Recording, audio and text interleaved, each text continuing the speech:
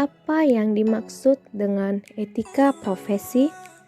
Etika profesi adalah sikap hidup berupa keadilan untuk dapat memberikan suatu pelayanan profesional terhadap masyarakat dengan penuh ketertiban dan keahlian, yakni sebagai pelayanan dalam rangka melakukan tugas yang merupakan kewajiban terhadap masyarakat.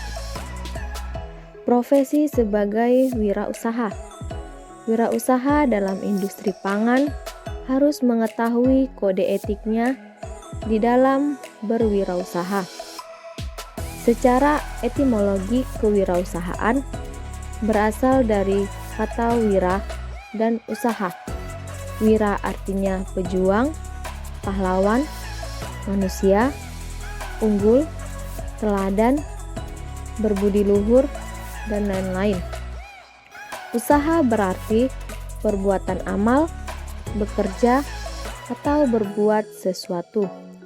Jadi, wirausaha adalah pejuang atau pahlawan yang melakukan sesuatu. Sedangkan menurut Kamus Besar Bahasa Indonesia, wirausaha adalah orang yang pandai atau berbakat dalam mengenali produk baru, menentukan cara produksi baru, menyusun operasi untuk mengadakan produk baru, mengatur permodalan operasinya, serta memasarkannya.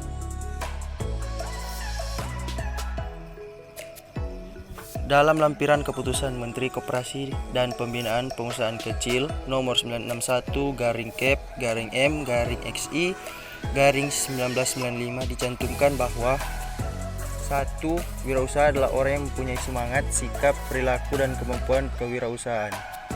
2. Kewirausahaan adalah semangat, sikap, perilaku, dan kemampuan seseorang dalam menangani usaha atau kegiatan yang mengarah pada upaya mencari, menciptakan, serta menerapkan cara kerja, teknologi, dan produk baru dengan meningkatkan efisiensi dalam rangka memberikan pelayanan yang lebih baik dan atau memperoleh keuntungan yang lebih besar. Nah, bagaimana sih caranya untuk menciptakan serta membangun etika dalam berwirausaha? Berikut ini hal-hal yang perlu diperhatikan, antara lain ialah: yang pertama, pengendalian diri. Artinya, pelaku-pelaku bisnis dan pihak yang terkait mampu mengendalikan diri mereka masing-masing untuk tidak memperoleh apapun dari siapapun dan dalam bentuk apapun. Yang kedua, pengembangan tanggung jawab sosial atau social responsibility. Artinya, pelaku bisnis dituntut untuk peduli dengan keadaan masyarakat, bukan hanya dalam bentuk uang dengan memberikan sumbangan, melainkan lebih kompleks lagi dengan mengembangkan dan memanifestasikan sikap tanggung jawab terhadap masyarakat sekitarnya. Ketiga, mempertahankan jati diri. Mempertahankan jati diri dan tidak mudah untuk terombang-ambing oleh pesatnya perkembangan informasi dan teknologi.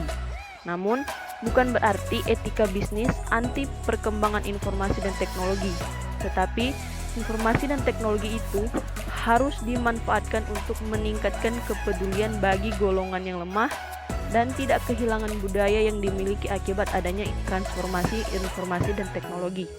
Keempat, menciptakan persaingan yang sehat. Persaingan dalam dunia bisnis perlu untuk meningkatkan efisiensi dan kualitas, tetapi persaingan tersebut tidak mematikan yang lemah dan sebaliknya. Untuk itu, dalam menciptakan persaingan, perlu ada kekuatan-kekuatan yang seimbang dalam dunia bisnis tersebut. Dan kelima, menerapkan konsep pembangunan berkelanjutan. Dunia bisnis seharusnya tidak memikirkan keuntungan hanya pada saat sekarang, tetapi perlu memikirkan bagaimana dengan keadaan di masa mendatang. Dan yang terakhir, menghindari sifat 5K, yaitu kata beles, kong kaling kong, koneksi, kolusi, dan komisi. Jika pelaku bisnis sudah mampu menghindari sikap seperti ini, kita yakin tidak akan ada lagi terjadi apa yang dinamakan dengan korupsi, manipulasi, dan segala bentuk permainan curang dalam dunia bisnis, ataupun berbagai kasus yang mencemarkan nama bangsa dan negara. Prinsip-prinsip etika dapat kita lihat dari perilaku fundamental yang berhubungan dengan etika di masyarakat.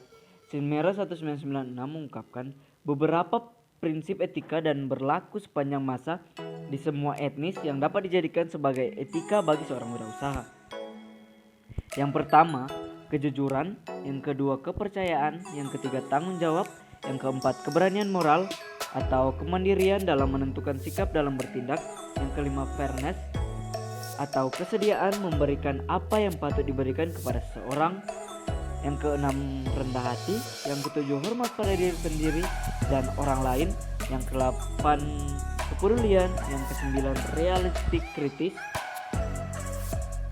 Etika profesi wirausaha atau pengusaha. Berikut ini etika profesi yang harus dijunjung tinggi oleh pelaku atau pengusaha industri pangan, antara lain yang akan dilakukan.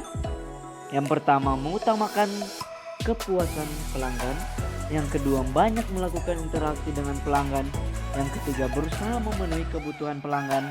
Yang keempat, mempunyai kesadaran akan perbaikan sebagai suatu proses yang tetap, sehingga setiap orang harus ikut berperan aktif. Yang kelima, mementingkan kualitas dari produk yang akan dihasilkan. Yang keenam, mengutamakan standar produksi yang ada dalam peraturan pemerintah. B.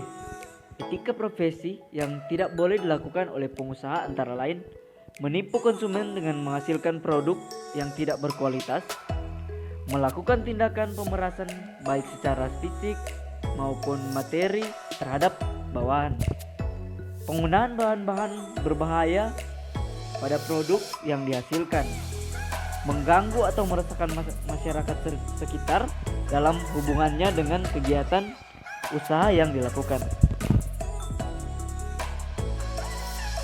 Pengertian kode etik. Kode etik adalah sarana untuk membantu para pelaksana sebagai seorang yang profesional supaya tidak merusak etika profesi. Berikut ini kode etik wirausaha pada industri pangan. Yang pertama, pengadaan bahan baku. Pengelola jasa pangan harus memilih bahan baku yang berkualitas dan halal, termasuk cara mendapatkan bahan tersebut. Yang kedua, produksi. Pengelola jasa pangan harus memproduksi makanan dan minuman yang sesuai dengan rambu-rambu atau aturan-aturan yang berlaku, aman dan halal dikonsumsi, seperti harus sesuai takaran yang telah ditetapkan, harus menjamin kerahasiaan resep yang digunakan, harus merespon secara sungguh-sungguh setiap keluhan yang dikemukakan oleh konsumen, dan harus menggunakan bahan-bahan yang aman dan halal untuk dikonsumsi. Yang ketiga, penyajian. Pengelola jasa pangan harus menyajikan makanan dan minuman sesuai aturan yang berlaku, seperti menjaga kebersihan peralatan saji yang digunakan, menjaga kebersihan makanan yang akan disajikan, dan menjaga kebersihan lingkungan kerja. Yang keempat, marketing atau pemasaran. Pengelola jasa pangan harus menepati janji antara yang ditawarkan dengan pelaksanaan, seperti menjaga kualitas dan kuantitas produk yang akan ditawarkan sesuai dengan yang dijanjikan, tidak boleh memalsukan atau melibatkan diri dalam hal memalsukan produk yang akan ditawarkan, dan harus bekerja secara jujur, cermat, transparan, dan adil. Yang kelima, sanitasi makanan dan higienis. Pengelola jasa pangan harus memperhatikan sanitasi dan higienis makanan dan minuman sesuai aturan yang berlaku, aman dan halal dikonsumsi, seperti menjaga kebersihan lingkungan kerja, menjaga kebersihan tempat penyimpanan bahan baku, dan para tenaga kerja harus bebas dari penyakit menular. Yang keenam, sanitasi lingkungan. Menjaga sanitasi lingkungan agar tetap bersih dan tidak mengganggu masyarakat. Apabila ada yang melanggar kode etik tersebut, maka orang tersebut akan mendapatkan hadiah, yaitu sanksi. Sanksi yang diberikan baik dalam bentuk hukum, sosial, ekonomi, dan moral.